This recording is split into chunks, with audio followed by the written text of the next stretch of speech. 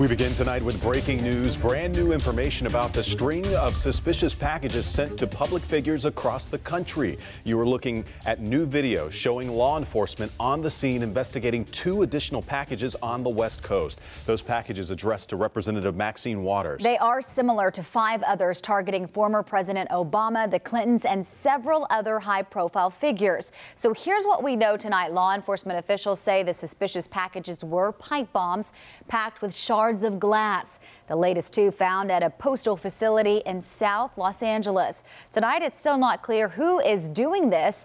No arrests have been made, and there's no motive. NBC Charlotte's Savannah Levin's live tonight with reaction from local lawmakers. So, Savannah, what do they have to say about all of this? Well, Sarah, those representatives I spoke with tonight tell me they don't think any North Carolina lawmakers would necessarily be the target of this sort of thing, but just like everyone else, they're worried and afraid. And I'm going to continue to check my mail.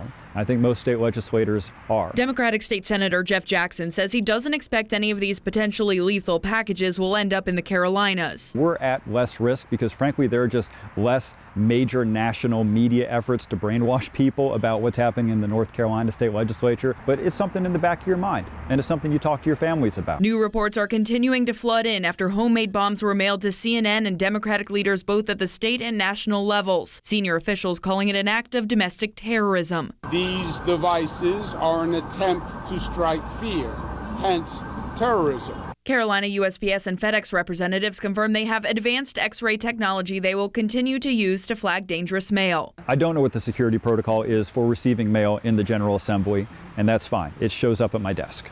A common thread between the recipients of these packages, all are frequent targets of President Donald Trump. You don't send someone a bomb because you have a political disagreement with them. You send them a bomb because you think they are actively trying to hurt the country. The president today making it clear this kind of threat will not be tolerated. The full weight of our government is being deployed to conduct this investigation and bring those responsible for these despicable acts to justice. We will spare no resources or expense in this effort. We have to unify.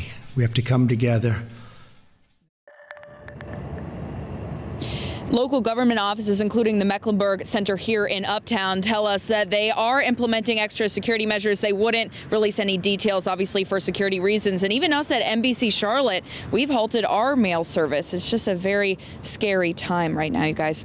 Reporting live in Uptown, Savannah Levin, NBC Charlotte. Savannah, thank you.